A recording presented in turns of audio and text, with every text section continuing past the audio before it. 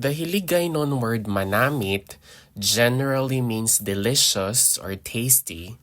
It describes something that has a pleasant flavor. It can also extend to describe other enjoyable sensory experiences like pleasant smell. Let us have the following example sentences for the Hiligaynon word manamit. Ang pagkaon nga ini manamit gid. So this food is very delicious. Gid is an intensifier. And then ini is this. And then pagkaon is food. Ang pagkaon nga ini manamit gid. Manamit ang damil sang paho. So the mango tastes delicious. So a paho is a mango. And then when we say damil, that refers to the taste. So manamit ang damil sang paho. Ini nga pansit manamit, pero medyo makahang. So this noodle dish is delicious, or this pansit is delicious. It's a food, but a bit spicy. So ini is this, pero that's but. In English, medyo is a little somehow. And when we say makahang, that means spicy. So ini nga pansit manamit, pero medyo makahang.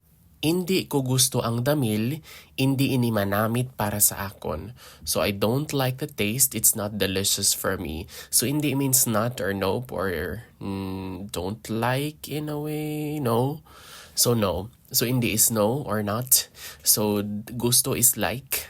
And then the damil is the taste. So hindi ko gusto ang damil, I don't like the taste. Hindi ini manamit, this is not delicious, para sa akon, for me. Para is for, and then akon is for me, para sa akon, for me. Hindi ko gusto ang damil, hindi ini manamit para sa akon. Nagluto si nanay sang manamit nga adobo. So mother cooked a delicious adobo. So luto is cook, nagluto, past tense, cooked. And then nanay is mother.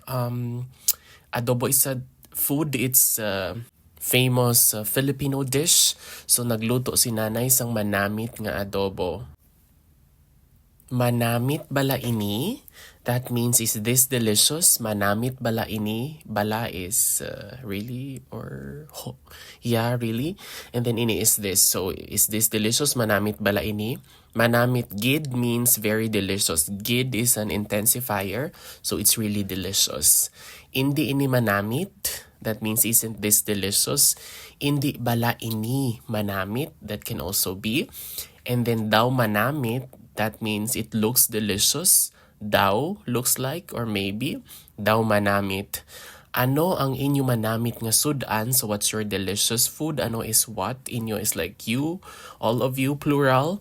Can also be singular in a way if used in a polite sentence. And then sudan is like the dish or viand in a way. So ano ang inyo manamit nga sudan?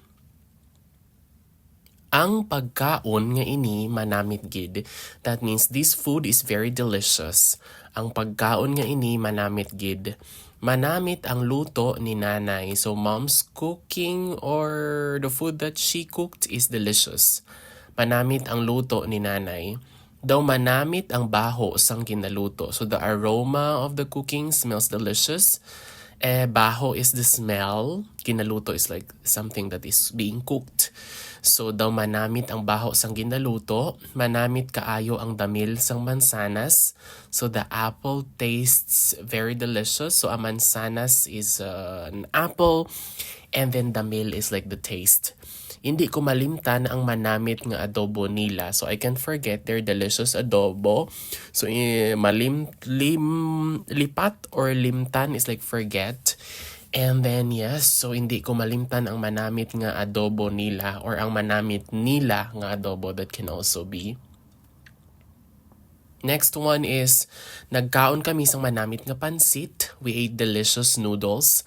Nagkaon kami sang manamit nga pansit. Manamit gid ang regalo mo nga pagkaon. So your food gift was very delicious. Manamit gid ang regalo mo nga pagkaon. Ano ang pinakamanamit mo nga pagkaon? So what is your most delicious food? Ano ang pinakamanamit mo nga pagkaon? Manamit, gusto ko pa. Delicious, I want more. So manamit, gusto ko pa. Gusto is like, so I want more. Pa is like still. Manamit, gusto ko pa. Kung gusto mo ang manamit nga kape, kadto sa ila. Kadto ka sa ila. So kung gusto mo ang manamit nga kape, kadto ka sa ila or kadto ka sa ila. That means if you want delicious coffee, go to them. Ang manamit nga balot, akon paborito. So the delicious balot is my favorite. Balot is like an unhatched duck embryo egg. So yeah, that's balot. So ang manamit nga balot, akon paborito. Paborito is favorite. Hindi ako makapangindi sa manamit nga cake. Hindi ako makapangindi sa manamit nga cake. That means I can't resist the delicious cake. Pangindi means to say no. Cannot decline in a way. So I cannot decline a delicious cake. Cake. Manamit magluto si Tia Ising. So that means Aunt Ising cooks deliciously or she's a good cook. Manamit magluto si Tia Ising. Ang ila lechon manamit kag mahagpok. So their lechon is delicious and crispy. Manamit delicious, mahagpok is crispy. Ang ila lechon manamit kag mahagpok. Manamit nga sudan ang ginhanda nila para sa fiesta. So they prepared delicious dishes for the fiesta. Manamit nga sudan ang ginhanda nila para sa fiesta. Next one, manamit gid ang mga prutas nga ara sa merkado. So the fruits in the market are very delicious, are really delicious. So merkado is a market, prutas is a fruit, and then ara is like there. So manamit gid ang mga prutas nga ara sa merkado. Ginhatagan niya ako sang manamit nga biko. That means he or she offered me delicious biko. Manamit is delicious. Sa biko is like a sticky rice. It's a food, Filipino dish, like for dessert. Ginhatagan niya ako sang manamit nga biko. Manamit ang ila ice cream kapin pa ang strawberry. So their ice cream is delicious, especially the strawberry.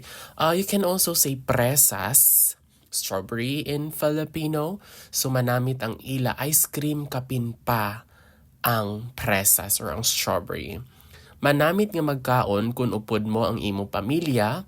It's delicious to eat or it's good to eat or it's more, let's say, inviting in a way. You eat a little more. So it's delicious to eat when you're with your family. Manamit nga magkaon kung upod mo ang imo pamilya. Bisan simple lang ang pagkaon kung may gugma, manamit gihapon. I like this sentence. It means even if the food is simple, if there's love, it's still delicious. Bisan simple lang ang pagkaon. Simple is simple in English. Even though the food is simple, kung may gugma, if there's love, gugma is love, manamit gihapon that it's still delicious. Bisan simple lang ang pagkaon, kung may gugma, manamit gihapon. I like this one. I have to read it again.